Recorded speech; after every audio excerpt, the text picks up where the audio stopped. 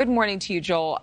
Clearly, I mean, this is such a grim headline and kind of a reality check for all of us. The Associated Press says military intelligence has determined there was an explosion causing that plane crash. The Pentagon denying that report. There are rumors that it was shot down by a missile. What likely did cause that plane to crash? And do you think this was at the hands of Putin? Yeah, good morning, Adrian. It's great to be with you. And this is the dark, murky Russia that we all know. And what caused it was Vladimir Putin. The specific device, unclear right now. Unclear if there was a bomb on board, unclear if it was shot down. But without a doubt, this was Vladimir Putin's move. It was his decision. And what he's doing is he is reasserting control, but also demonstrating his deep insecurity as an autocratic leader. But he did take out this terrorist, this criminal, Yevgeny Prigozin, who challenged authority, led a very short rebellion, and for some reason decided not to go forward with that rebellion, and now has paid the ultimate price. I mean, it feels surreal when we're talking about it on the news, over our coffee, quite casually in some ways. But when do you think, if ever, we'll know exactly what happened, and does it matter?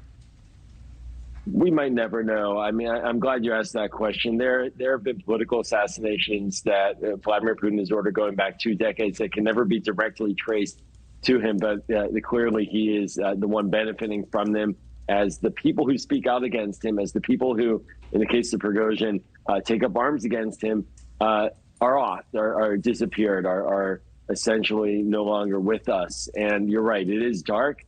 But this is Vladimir Putin, and this is what he does. And look, he invaded a country in Ukraine that did not attack him, and nearly 500,000 people are now dead less than 2 years later, both Russians and Ukrainians. So Vladimir Putin, this is how he's maintained his power. And clearly, there was a bit of a surprise, actually, after the Prigozhin rebellion that he cut a deal. But clearly, Vladimir Putin had other things in mind, and we just saw the result. Ukraine's president telling reporters they had nothing to do with it. I don't think that he needed to say that, but he said out loud, everyone understands who is involved. Speaking of Putin, this death is in one sense just a small facet. You mentioned the deaths. Thousands have now been killed in this war on both the Ukrainian, mostly the Russian side.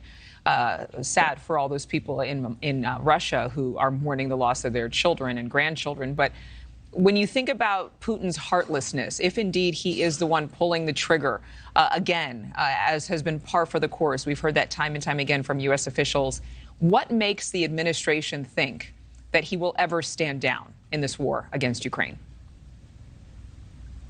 That is the biggest concern, is that Vladimir Putin is leading a disastrous war for his country.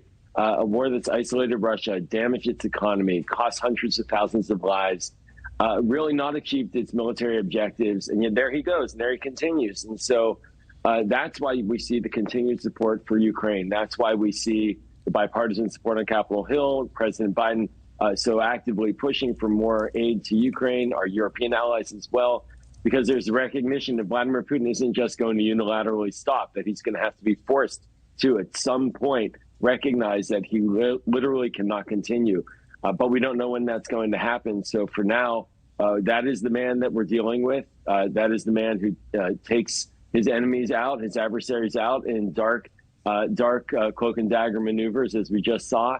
And it's likely that he is not going to stand down until he is forced to stand down. And that's why the support for Ukraine right now and going forward still is so necessary. Yeah, a lot of people wondering, though, is this going to ever end? You know, can we face a decades-long war with the stubbornness and the grim report that we saw this week that Putin doesn't stop? Joel Rubin, thank you for your time. Thanks, Adrian. And later on.